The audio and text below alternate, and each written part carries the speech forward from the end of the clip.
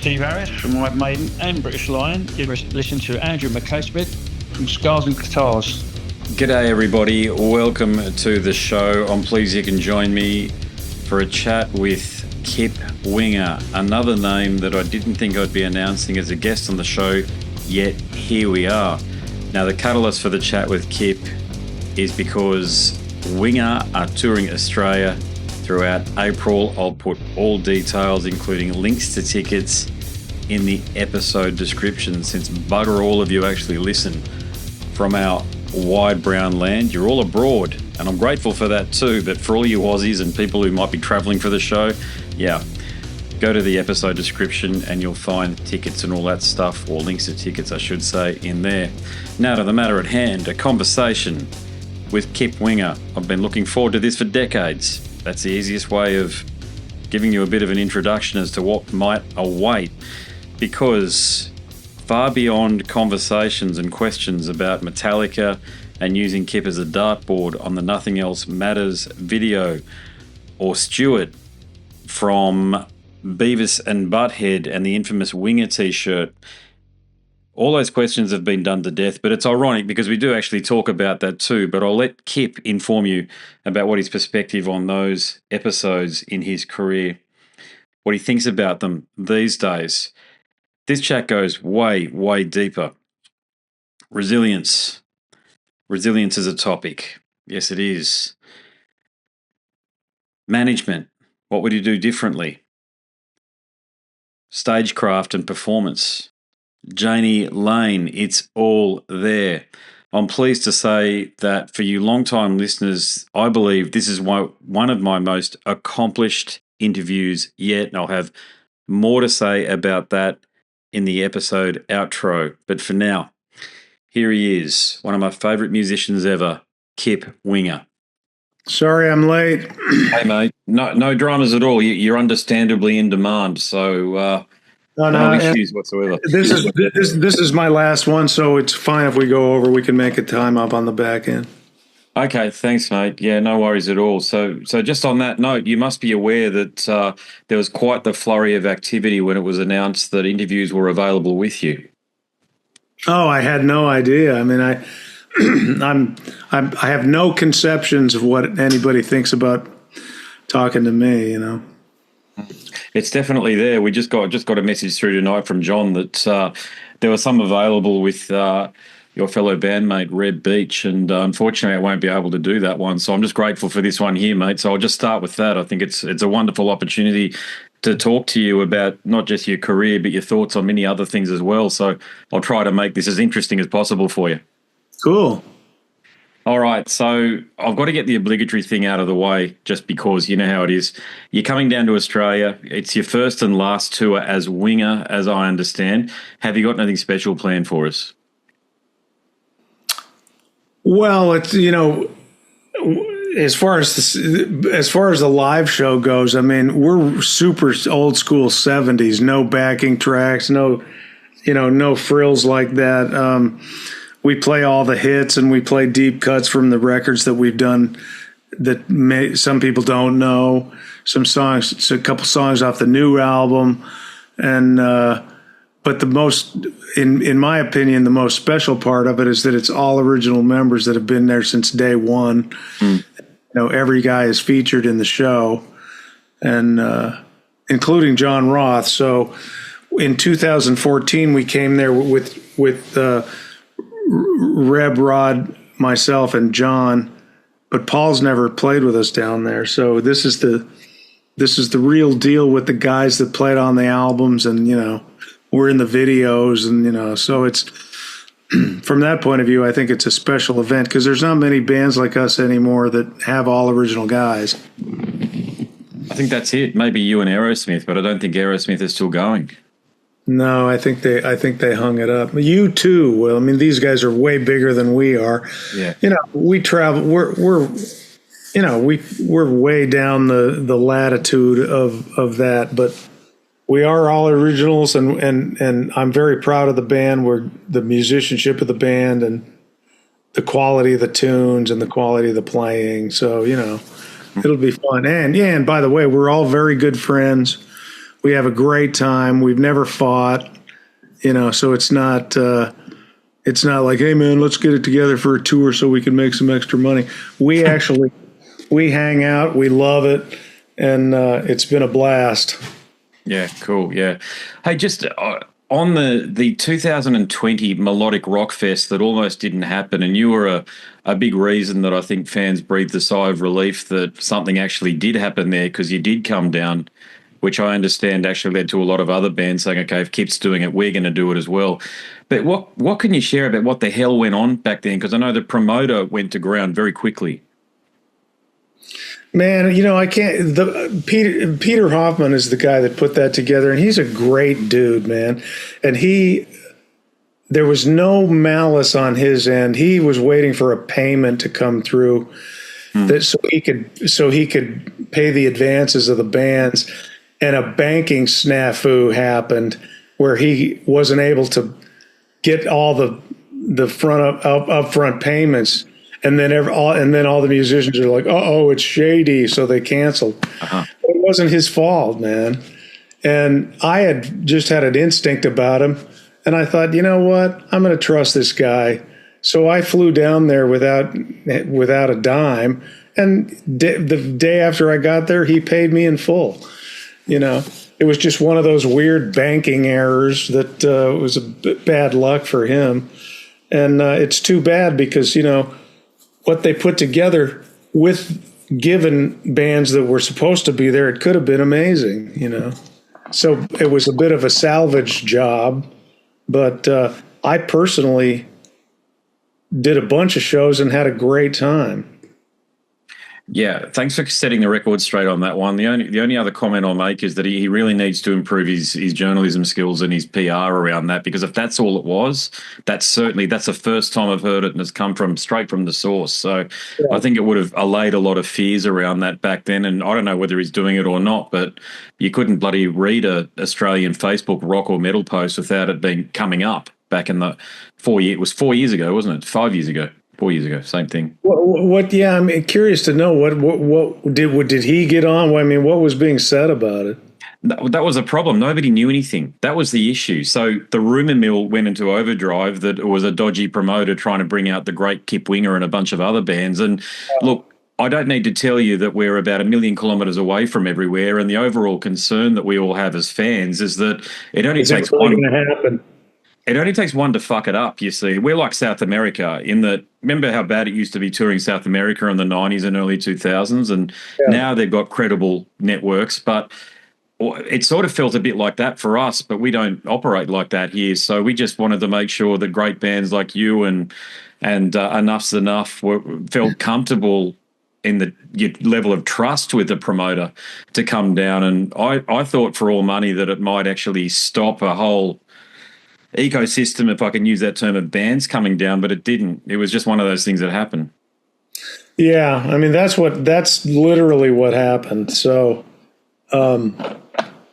yeah, you're right. I guess if I didn't know how the fallout happened, he probably could have done himself a great service to just say, "Look, banking snafu," and that's what happened. Because, like I said, I literally got paid up front in full the second day I was there, and my shows went off. Unfortunately, a lot of people, the attendance wasn't that great because everybody was all freaked out that, whatever. But anyway, so I tried to come there with my band after that, and that wasn't his fault either. I got an opportunity of a lifetime to have some shows, one of my classical pieces performed in Germany with this incredible conductor, Johanna Malwitz, in Berlin, and there was just no way I was going to miss it. So I postponed, and then it was difficult getting the next tour together because I really wanted to bring John Roth. And so finally we figured out how to do it all, and we are going to be there in a week and a half or 2 weeks or whatever. So. Yeah, you've got a fantastic supporting band, by the way, in Shotgun Mistress. They're probably the best rock band in the country at the moment. Oh, good. Yeah, I saw their videos. I thought they were great. The promoter ran it by me to see if we'd be okay with them opening, and I of course I was, because they sound great. Yeah. You mentioned conversations with Nijinsky.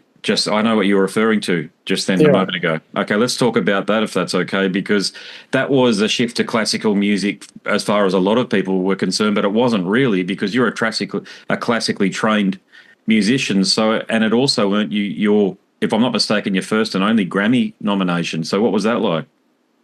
Well, that was incredible. The misconception is that I grew up a classical musician. That's not actually true. I grew up in a rock band with my brothers, learning Black Sabbath off the record, off the vinyls, with kind of playing by ear. And but I was always, every time I would hear prog rock music, I was like, whoa, what's that? And so I'd hear like Yes or Jethro Tull, and that was pulling me in a little bit more. And then I studied classical guitar when I was 16, and I got a little Baroque taste. And then the thing that really clenched my interest was when I took ballet with a girlfriend who couldn't find any of her friends to take it with her. And I was like, I'll do it. So I did it, and I listened to the music, and I was like, oh my God, who wrote this? So I spent 20 years listening to all this classical music thinking, man, one day I would like to do that. Never believing that it was actually possible to get a symphony to play my stuff. And then, I'm making a very long story short, but then when the grunge thing hit and all of our 80s bands were like down in the dumps, I thought, you know what, screw it. I'm going to go find an instructor and learn how to do this for real. And so, technically speaking, I was like 35, 40 before I could even read an orchestral score, And then 10, 15 years of hardcore study, and then conversation with Nijinsky was the first big orchestral piece I wrote. I'd written some stuff before that and had a little bit of success with a ballet called Ghosts, and then got nominated for a Grammy in classical composition with Nijinsky, which was, dude, you can't imagine the feeling of vindication after having been Beavis and Butthead, Metallica throwing darts at you, like grunge wiping out your career, and then just saying, you know what? I was never about the rock star part of it. I was always about the music. And so having studied the music and then being nominated in a category that's the most difficult category was very satisfying and very vindicating. It really kind of centered the idea of how I approach music in general, Well, congratulations on it. And you're right, but I don't think it's fair to call you a survivor in the context of what you just mentioned about Stewart from Beavis and Butthead and Metallica and all of that bullshit. I think you thrived despite all of that. Do you feel that way now? I do. Yeah, I do. Thanks for saying that.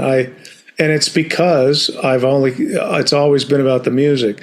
I never paid attention to the publicity part of any of this as much as you can. I mean, of course it was in my face. And especially back then, every interview I ever did, that's the first thing anybody would ever bring up. Yeah. But I thrive in the inspiration of the music that's constantly going through my head, and I feel like, I'm one of these guys that feels like, hey man, if I can hear this music, it's my duty to try to bring it into, creation. If you have the ability to make somebody feel something on that level, you have to do it, and so that's really where I've been coming from. It's been a sole focus on the music. How do I get better as a musician, as a composer, whether it's rock music, classical music, or whatever I'm working on? How do I get better? And for me, the way to get better was to always find I'm big on mentors. I would always find somebody that was better than me and and study with them, just keep trying to learn how to do that better. And that's really just been the philosophy of my whole existence, really. I'll just offer an opinion on something, okay? So I don't think you can teach resilience, though. Either you've got it or you haven't. And you had to be fairly resilient, didn't you, through that Beavis and Butthead episode? Or do you feel differently about that now? No, I agree with you. Yeah, you can't really teach that.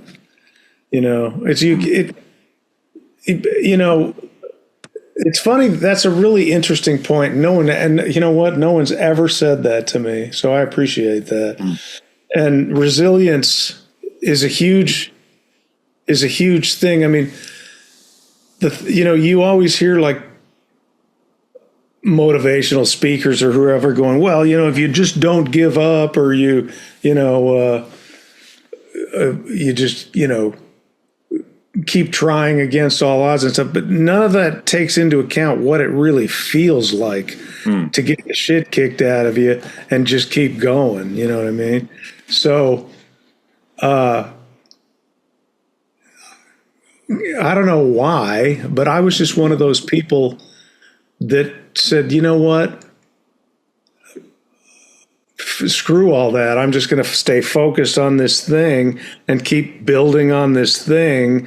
And when I found an opportunity that would let my thing kind of flow into it, I just kept moving down the path. And the resilience that you're speaking about really came in the inspiration of the musical ideas that I had, that I knew were worthy musical ideas, Like, I know if I come up with a piece of music that's good, I do know that it's good, I'm not saying that I'm better than anybody, but I just know that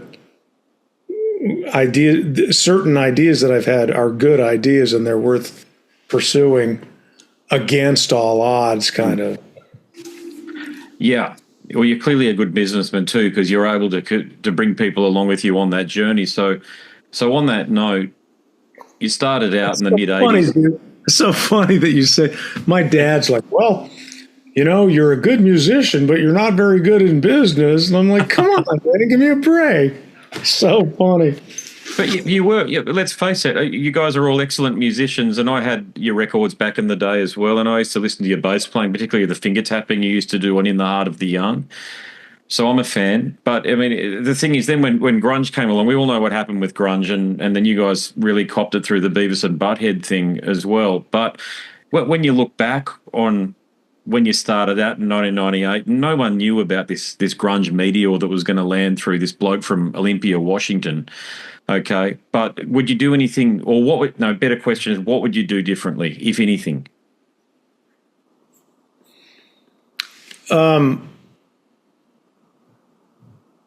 You know what? I guess what I would say is, because I was so naive about marketing in the beginning, I would have gotten a good manager. Well, I never had a good manager, I wish I would have been able to find a manager that would have been able to go, oh man, whoa. If you do this, that's going to happen.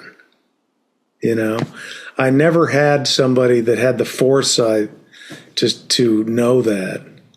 And that would be the biggest thing. Other than that, I would just say we could have been a band that could have survived much better without. Think of it this way: like Reb and I were in a borrowed studio writing the first record, and we were both very into the music, but we were like, well, what do we wear?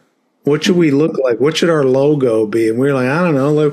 We looked at MTV and we were like, well, look at what Whitesnake's wearing. Well, let's just do that. And I wish I had known that I didn't need to do that. I could have just worn jeans and a T-shirt and we would have been fine, But as it was, we were like, well, look at Bon Jovi and look at Whitesnake. And we kind of followed suit in that. And maybe I would have been better off not having done that. Having said that, what we did worked. So who knows? But the manager part was a big deal because I got, I did some bad deals, that kind of things. Like I'm like a lot of other artists that in the early days had some deals that weren't so great, whatever. But I guess that would be the answer to it is that I would have gotten a really good manager. Metallica had a great manager, Cliff Bernstein and Peter Mensch. They were like their greatest rock managers of all time. Yeah. And so, you could never underestimate that kind of partnership especially in entertainment, because when you're an artist, your mind is very volatile, Did you ever think about approaching Q Prime and saying, how about it? The second Metallica threw darts at me in that poster was the second they would never even take my call. Do you still get asked about that all these years later? It's 35 years or so ago. Oh yeah. It's sad in a way because my musical legacy is so much bigger than that. But a lot of interviews I do, it's like the first thing that comes up 35 years later, I don't like it that that's part of my legacy, but it just is. So what are you going to do? So that's the best way to handle it. Just whatever, get the question out of the way, move on. Yeah, I mean, everybody wants to know. Well, what was it? What happened? Every single person I know wants to know that. It just is what it is. For me personally, I'd rather not have it be on my epitaph, but what are you going to do? I remember reading your response to that back in Hit Parader or one of them back in the days. I thought that was done and dusted, but the internet just seems to bring up all of these old feuds, doesn't it? Yeah. Yeah, but Hetfield called me and apologized, and you know what? To his credit, he still texts me every now and then. Hey, man, what's going on, brother? And I'm like, cool. Nah, it's all good, man. How are you? Really cool guy. Really cool. A lot of integrity, man. That's nice, mate. That's a great thing to share about that. Actually, I mean, that should put everybody back in their box about what Metallica, because he is Metallica. Let's face it. Lars, look, I've long said this. Lars is the bloke that bought penny stocks in Steve Jobs in 1982 or something, and just sat back and watched his investment flourish into $1 billion empire because he's fucking not all that, and we all know that as musicians. Kind of along for the ride. I mean, like I say, Hetfield's got super nice, very high, really a lot of integrity to do that, and I have a lot of respect for him. What gives you the greatest sense of accomplishment? With you, I'm not even going to say don't limit it to music. It can be anything. That's a great question, man. That's really an interesting question, because if you take music away from it, I don't actually feel like I've accomplished much. I never I don't think of myself as somebody who's ever, quote, made it. I say that a lot too. I've said this a lot in other interviews where I don't actually feel like I ever made it anywhere, because I always am on to the next thing. I never ever listen to anything I've ever written before, because I've always got some new thing I'm working on, and I just feel like I'm a plumber in a way. I don't, I'm just one of the dudes, man. We're all slogging it out together. Musically, when I did get that Grammy nomination, that was the greatest vindication that no one could ever take away from me. Like I'm the only person that I know of that has sold platinum records in rock and gotten a Grammy nomination in the classical field, and that's quite a stretch. And so I'm very, very proud of that. That I'm that what do you call it? Versatile, a musician that was able to do that in the authentic terms.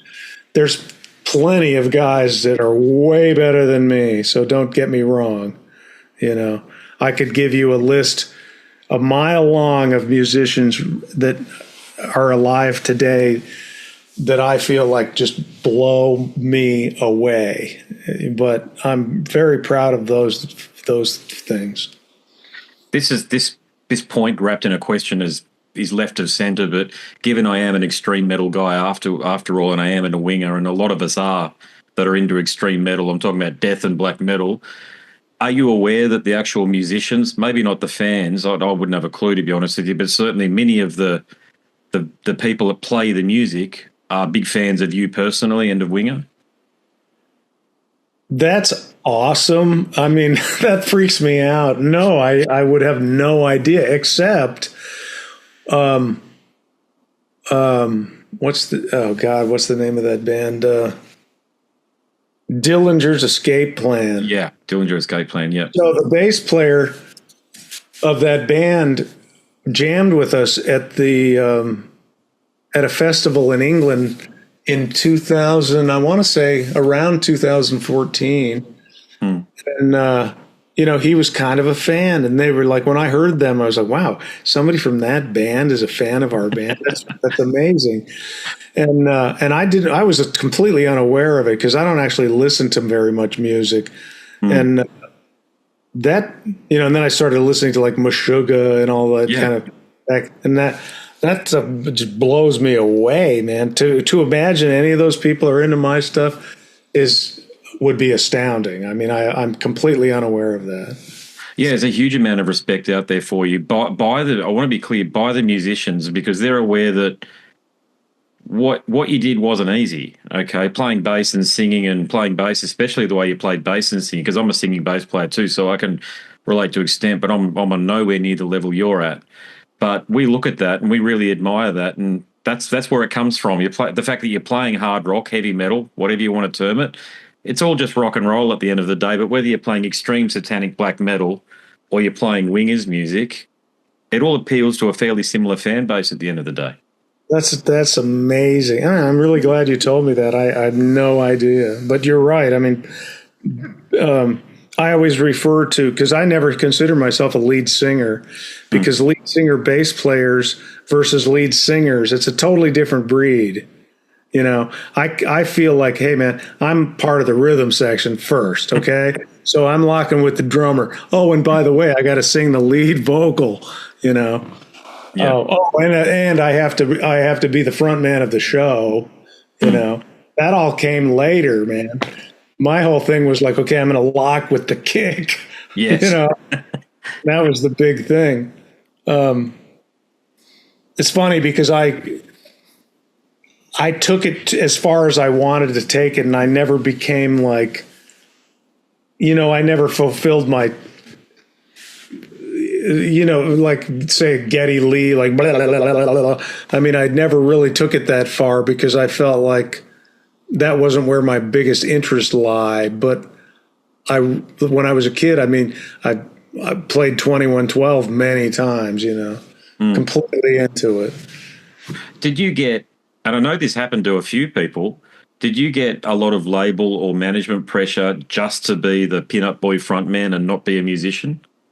No, not so much, man. I mean, I was kind of in the driver's seat from early on. Nobody pushed back on that. Because kind of what I was doing, especially with,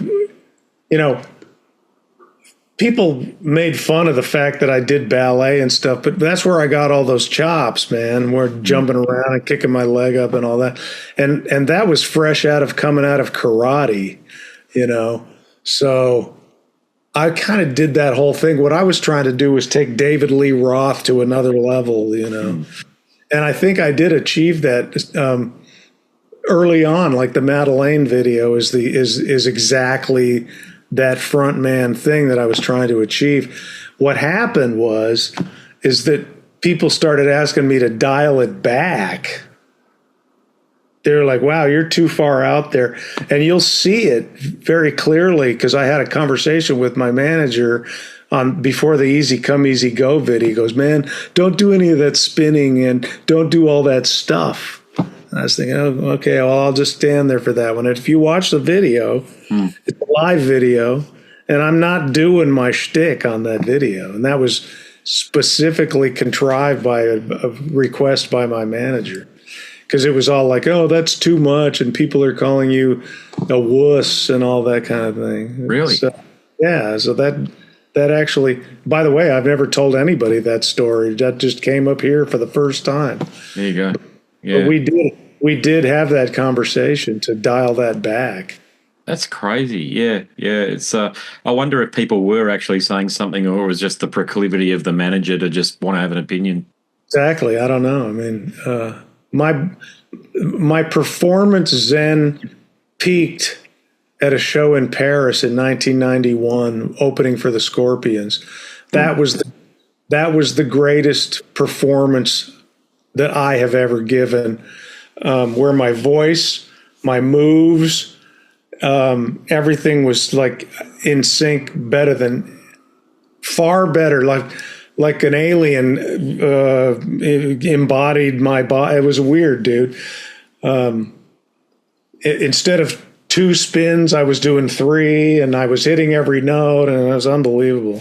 Wow, incredible! Like 15,000 people, and I was just on 10. Man, I never was able to get back to that level of performing.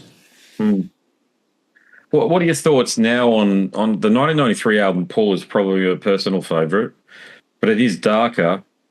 I think words like progressive get thrown around nonchalantly, but I don't know whether it is or it isn't. It's a darker Winger album. Was that album in any way a response to what was going on around you at the time within the music industry? You could say it was, and of course we were aware of what was going on, but what I always say is that, not to take anything away from Beau Hill, because I owe him a lot. He got my first record deal. He put me in a lot of sessions and stuff, but as a mix engineer, it was very formulaic. And what I always say is that Pull is what the band was finally, when I was able to make the band sound what I wanted them to sound like from day one, All right. That makes some sense.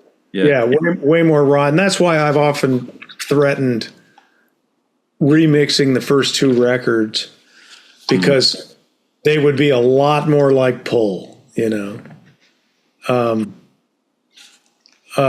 just way more raw, in your face, But I mean, Pull was done by Mike Shipley. Now, I mean, listen, Mike Shipley, in my opinion, was the Picasso of mix engineers. He's credited for producing, but I produced that album.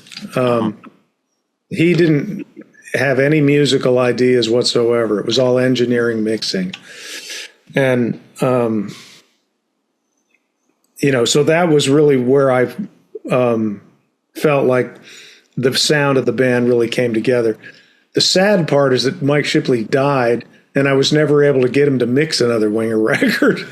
And my mixing skills were nowhere near as good as his, and I could never find anybody that I thought was really like the shit. I think Winger 7 is the closest we've come to that record in terms of songwriting and sonically and all that stuff. Just on that note, do you think 7's the final album for Winger? Yeah, absolutely. Yeah. I mean, it'd be, I never say never, but no, I think, I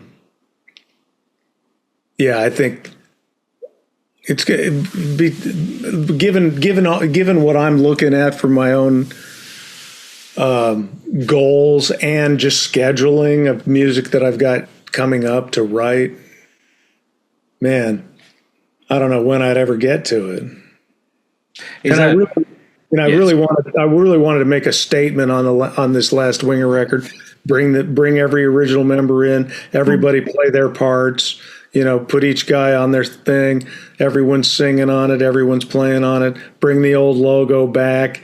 Kind of harken back to the sound of the first album, met with the new shit, and really just bottle it up in kind of like a greatest hits of new material, kind of. Yeah, it's a good way to frame it. Yeah, absolutely. Yeah. But does that mean, so I understand Get Jack, or I'll ask the question again, sorry, is Get Jack and that type of music, is that where you're headed to?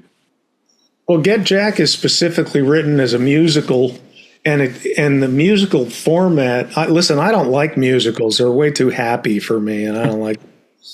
But it's dark. I like the dark and cynical kind of Sweeney Todd thing. What the thing about that you have to understand is that I wanted to take on bigger projects, and actually, straight up opera would suit me better, but.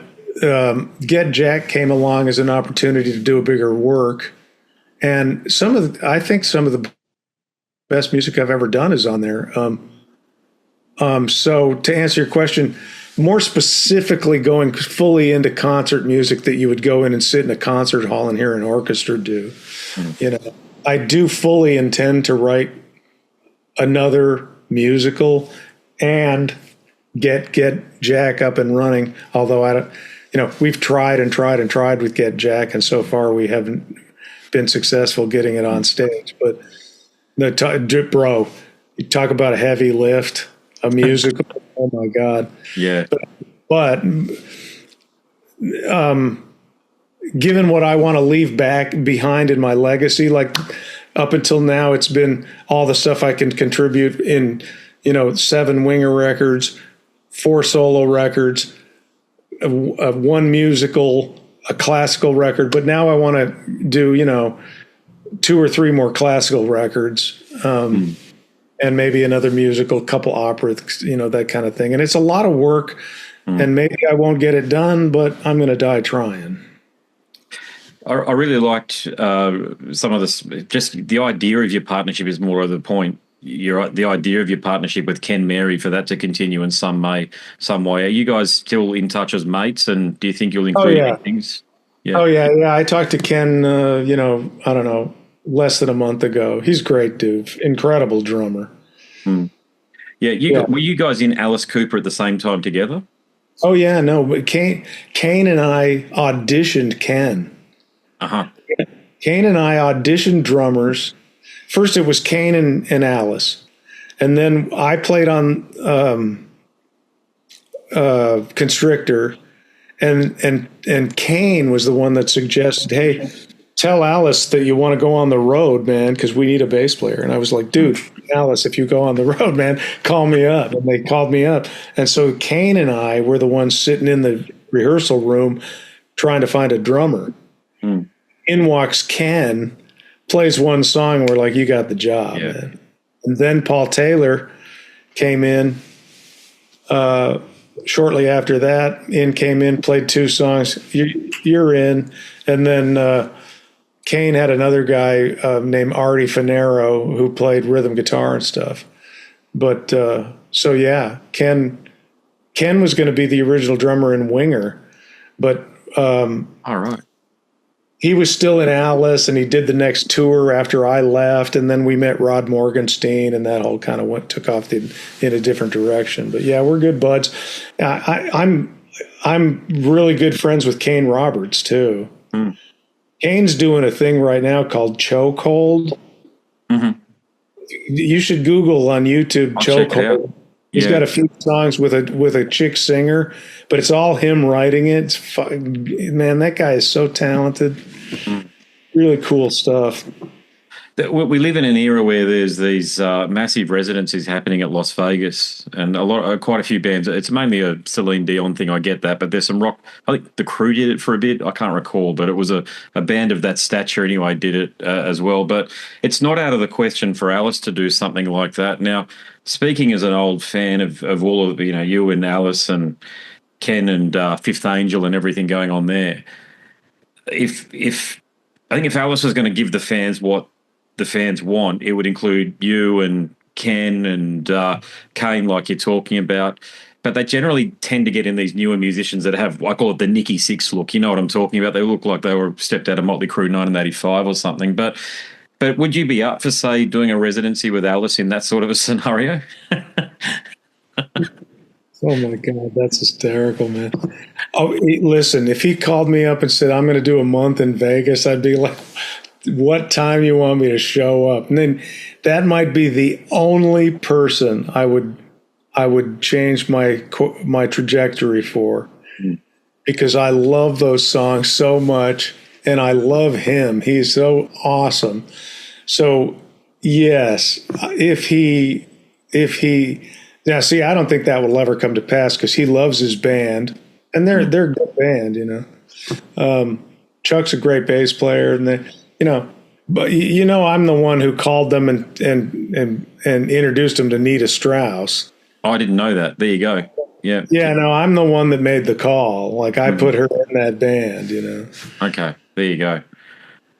Oh, you're still part of the entourage from afar then, if that's the case. You're still making things happen.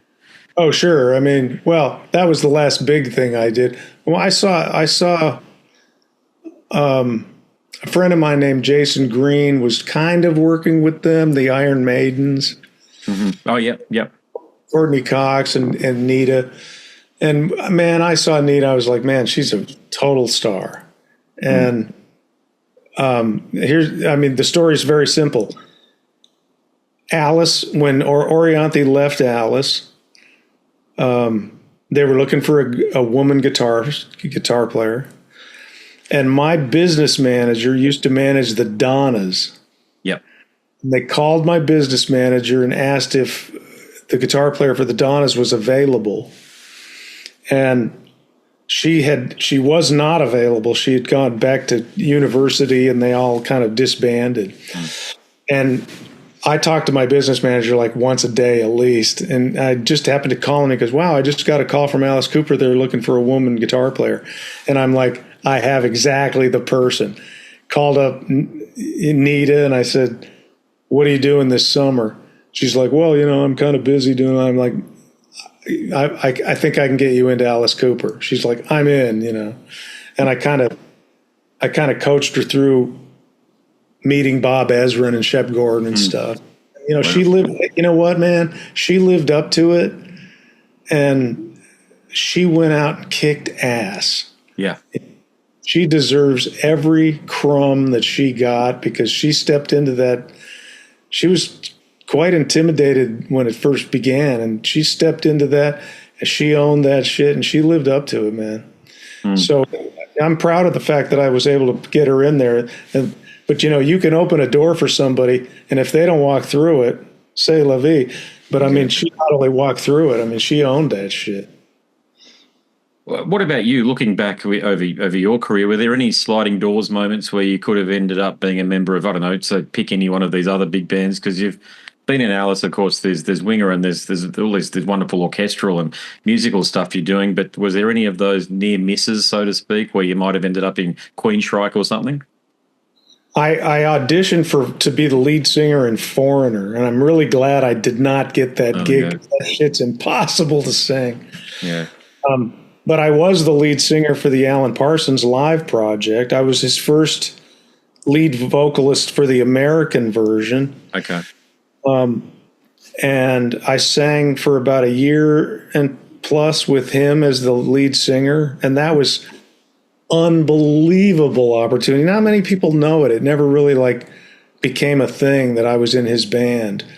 But being able to sit across the breakfast table with Alan Parsons talking about Abbey Road, unbelievable.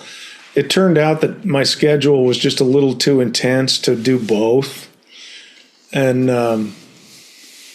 but that's one I tell you, I regret leaving that because they went on to do great shows and he's such a nice guy and a great association to be around it. But I was just too busy, you know, with my own thing. And you know, when you're in somebody else's band like that, it's kind of, you know, you're kind of subservient, and that's not, it's not, I'm not really that kind of artist. I mean, I'm continually coming up with, like I said, I mean, the faucet's just running nonstop, you know, so, and when I was 21 or 22, I had met Bill Aucoin, who was the manager of Kiss, and he also was the manager of Billy Idol. Dude, if we weren't doing an interview, I'd tell you some of that stuff off the record.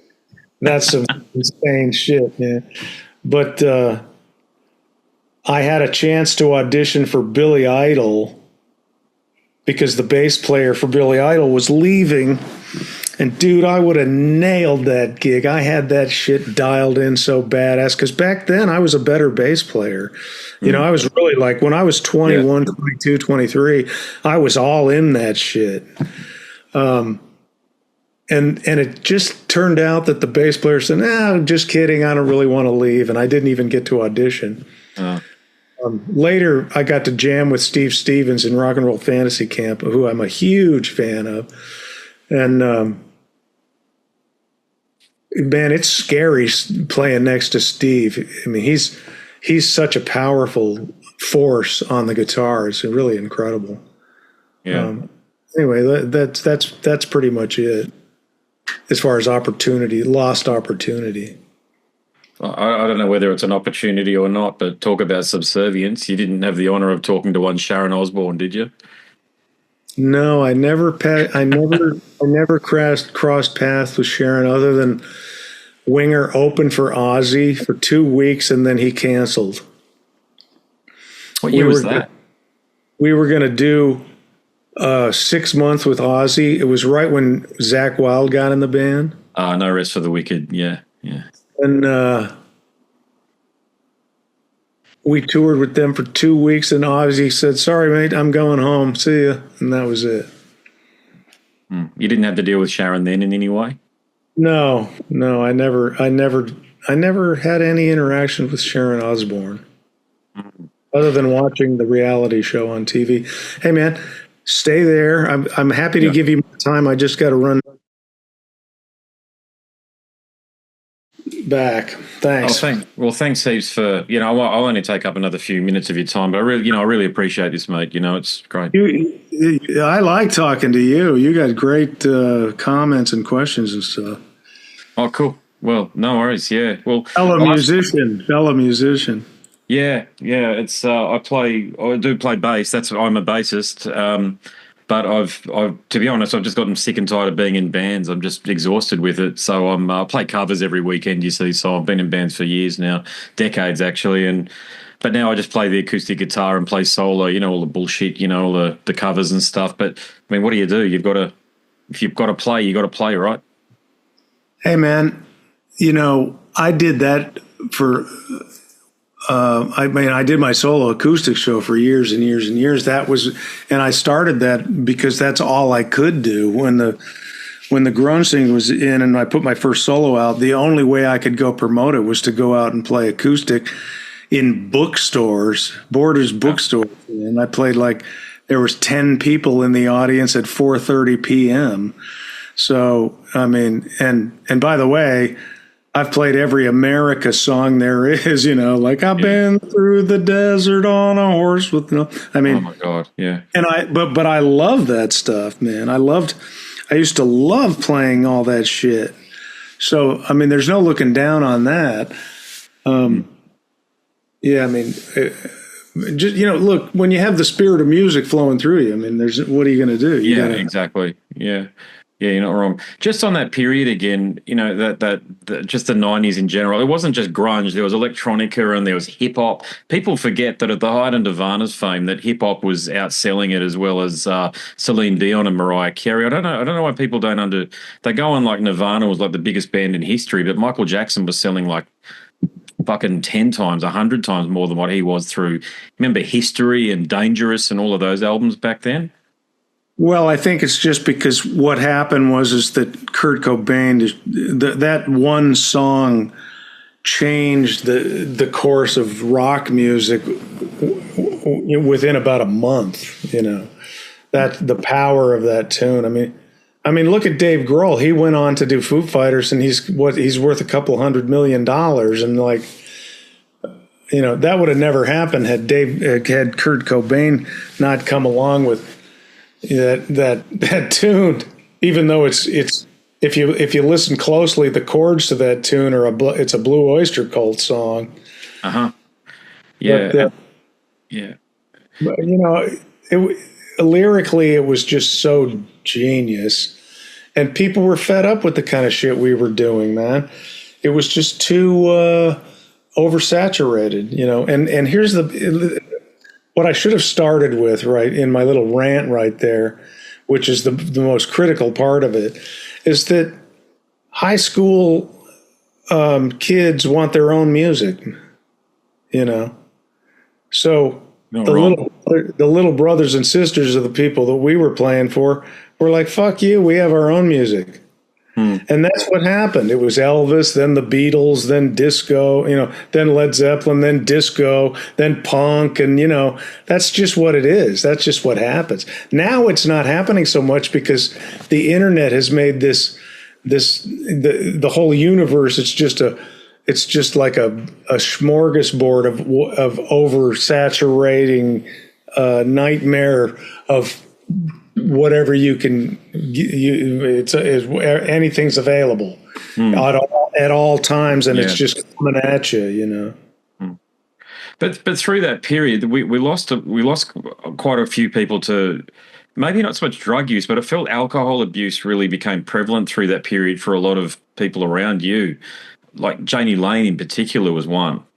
How did you avoid the pitfalls of that?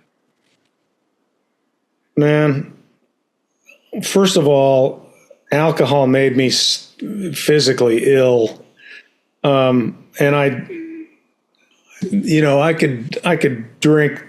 And by the way, my grandmother was an alcoholic. So not only did it make me ill, but I could also drink anyone under the table. So it was just not a good thing for me to be around. You know, if I drank one bottle of wine, I'd get in the car to go get my second one, you know. And then when I moved to Nashville, it was like a badge of honor to drive drunk, you know. One day I just put the bottle down and said, I ain't doing this again, because it was starting to fuck my voice up. I was never like an alcoholic. I only drank when I didn't play because it fucked my voice up so bad. But I think, you know, I don't know. I mean, I've had some bad encounters with Jani, but he was the nicest guy ever when he wasn't wasted. Yeah. You know, I don't know what it is. I want to say some type of weakness, but I don't want to be mean. I don't mean it in a mean way. You know, if you have a propensity for drinking, you know, that's a tough one. I mean, Vince Neil is another one. Nicest guy on the planet. Nicest guy on the planet when he's straight. Worst motherfucker you'll ever meet when he's wasted, you know. And I think that a lot of the cliches, especially in the 80s with, you know, Guns N' Roses, when they were all at the bottle of Jack and all this bullshit. I think that, you know, a lot of people follow suit. That was never my thing, man. I was like, man, I want to be a better musician, you know. And so I never partook in any of that shit. And by the way, in all these autobiographies, like, yeah, man, I OD'd on this that night, and they took me to the hospital, and there was 10,000 people. And I'm like, you know what? You OD'd on drugs because you're stupid. You know, I mean, you did drugs because you're stupid. You know. Yeah. That was another thing after The Dirt came, you know, the book The Dirt, not the movie, but the book originally, when that came out in 2003 or 4 or whatever it was. I felt like there was this perception that all bands from that era, and I'm just talking about the perception, indulge in the same bullshit. But of course that wasn't the case. But did you all of a sudden start getting a flux of questions about debauchery and sex and drugs and rock and roll around that period? Oh, sure. I mean, you know, we were in the center of all that. I often tell everybody this.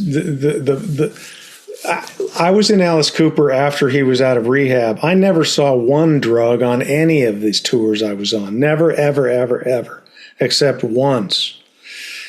On the Poison tour, Faster Pussycat, we used to call it the evil bus. Because they'd be on there doing absinthe and coke, and I mean, that was, you want to go get crazy, you go on the evil bus. Yeah, and that was the only place I ever saw it. And by God bless Tammy, he's sober now, and I'm so sorry about his girlfriend and stuff, but and he's a beautiful dude, man. But you know, we all outgrow that stuff. Hopefully, after a while, Jani just never outgrew it and drank himself to death in a hotel room because, you know, Jani we all have that one song. Yeah. He couldn't get over the fact that he wrote Cherry Pie. He just, because he felt like it delegitimized him as an artist. Yeah. And I'm thinking, yeah, okay, but it funded you to do everything else. So who cares? I mean, yeah. I have 17. I get people calling me a pedophile and all this stuff. It's fucking stupid. I'm like, hey, brother, you go try to play and sing that motherfucking song. Yeah, that's a hard one. And by the way, I didn't write the one line that incriminates the song. That was Bo Hill wrote that line. And he said she's too young, but she's old enough for me. That wasn't even me. I didn't even write that. So whatever. I always felt that song was meant to be tongue in cheek, though. It was meant to be a parody. Yeah, but people take it seriously, do they? People are okay. Yeah. Fair enough. Yep. You're totally right. It must be an Australian thing to understand that we must be in on the joke as Australians then or something, because I don't think you'll meet a single Australian that thought for a second that you were serious. Thank you. Yeah, and so that's another reason why I'm excited to come down there and play. Yeah. Yeah, I just, as I say, I won't take your time up for too much longer, but I just, I hope I can ask this question, but, because we, in grunge, we've lost Kurt Cobain very early on, but, Scott Weiland and Chris Cornell, and there's a few other ones we've lost as well. But with Jani, was there ever a point where even you sort of looked at him and said, fuck, I actually should try and talk this guy out of some of his, not talk him out of it, but just have a chat with him? Was that because you're on the same level, if you know what I'm saying? You experience same pressures given you're prominent, you're the most prominent person in each of your band. Was there ever that opportunity to chat to him? No, well, there was. We did an acoustic tour one time and we were all on a bus, but he was such a dick. And like I say, when he was straight and sober, he was really, really nice. But he insulted me in a way on that tour that was beyond the pale. Yeah.